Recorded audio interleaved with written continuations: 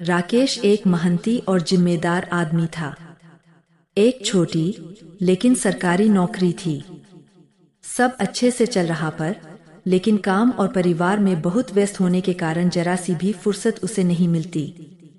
यही उसकी परेशानियों की वजह थी। उसको लगता था कि वह दुनिया का सबसे बदनसीब आदमी है। पूरे घर का खर्चा उसे अकेले उठाना पड़ता है। घर में सबकी जिम्मेदारी भी उसी के कंधे पर है। राकेश की परेशानियां उसके चेहरे पर दिखने लगी थी। वो बात बात पर गुस्सा हो जाता। उसका चिड़चिड़ापन दिन प्रतिदिन बढ़ता ही जा रहा था। एक दिन राकेश अपने घर में ऐसे ही परेशान सा बैठा हुआ था, तभी उसका बेटा उसके पास आया और कहने लगा कि पापा, मुझे स्कूल से होमवर्क दिया गया है, क्या आप मुझे होमवर्क करने में हेल्प करेंगे? राकेश अपने बच्चे की पूरी बात सुने बिना ही उसके ऊपर चिल्लाने लगा और उसे काफी भला बुरा सुना दिया। बच्चा वहां से निराश होकर चला गया। थोड़ी देर बाद राकेश का गुस्सा शांत हुआ, तब उसे अपनी गलती का एहसास हुआ।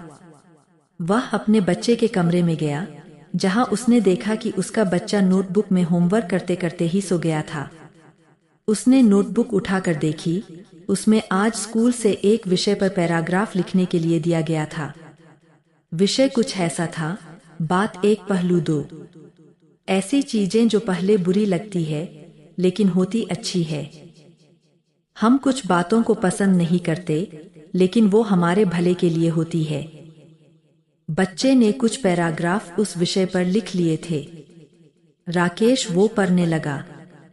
बच्चे ने कुछ इस तरह से लिखा था, मैं उन परीक्षाओं का धन्यवाद करना चाहूंगा जो पहले मुझे बहुत बुरी लगती थी, लेकिन बाद में मुझे समझ आया उसके बाद ही छुट्टियां आती है जो मुझे बहुत अच्छी लगती है। मुझे बीमारी में खाई जाने वाली सभी कड़वी दवाइयों से नफरत थी, लेकिन बाद में मैं समझ पाया कि उन्हीं दवाओं की वजह से मैं स्वस्थ हो पाता था और बाकी सभी चीजों का मजा ले पाता था। सुबह सुबह बजने वाला अलार्म मुझे अच्छा नहीं लगता था, लेकिन मैं बाद में समझ पाया उसी अलार्म की वजह से मुझे सुबह जल्दी उठने की आदत हो गई, जो मेरे लिए हमेशा के लिए फायदेमंद है। पहले मुझे मेरे पापा की डांट अच्छी नहीं लगती, लेकिन अब मैं समझ पाया हूँ उनकी डांट की वजह से ही सही रास्ते पर बना रहता हूँ और अच्छे भविष्य की तरफ आगे बढ़ता हूँ। इन सभी चीजों के लिए और मेरे पापा के लिए मैं भगवान को धन्यवाद देना चाहूंगा, क्योंकि मुझे डांटने के लिए मेरे पापा तो है, मेरे दोस्त के पास तो पापा ही नहीं है। मेरे पापा ही मेरी सारी जरूरतें पूरी करते हैं। कभी कभार डांटते भी है तो मेरे भले के लिए। अपने बेटे के विचार उस नोटबुक पर पढ़कर राकेश गहरी सोच में पड़ गया। बेटे के लिखे हुए विचार उसके दिमाग में घूमने लगे। उसे लगा जैसे वह कई दिनों से किसी गहरी नींद में सो रहा था और यह नोटबुक पढ़ने से उसकी नींद खुल गई हो।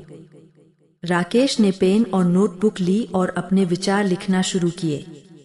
लिखा कि मुझे अपने घर का सारा खर्च उठाना पड़ता है, इसका मतलब है मेरे पास एक बहुत अच्छा घर है। नौकरी भी यह उन लोगों से कहीं बेहतर है जिनके पास करने के लिए कुछ काम ही नहीं है। सबकी जिम्मेदारी मुझे निभानी पड़ती है, इसका मतलब है मेरे पास अपना एक परिवार है। मतलब मैं उन सभी लोगों से ज्यादा खुश नसीब हूं जो अकेले या अनाथ है। राकेश ऐसे ही एक के बाद एक अपनी सारी परेशानियां लिखता गया और उसने महसूस किया कि परेशानियों का दूसरा पहलू जो कि पूरी तरह पॉजिटिव था। ये सब करने के बाद उसका मन और दिमाग बिल्कुल हल्का हो गया। उसे लगा जिन्हें वो परेशानी समझ रहा था वो कोई परेशानियां नहीं थी। दोस्तों, हम में से कई लोग अपने जीवन में घटने वाली हर घटना को नकारात्मक दृष्टि से देखते हैं और हमेशा दुखी रहते हैं। हमें हर समस्या या परेशानी को सकारात्मक दृष्टि से भी देखना चाहिए। जिस दिन से हम ऐसा करने लगेंगे, उस दिन से हमारी हर समस्या गायब हो जाएगी, क्योंकि कोई भी समस्या एक नेगेटिव विचार से ज्यादा कुछ भी नहीं होती है।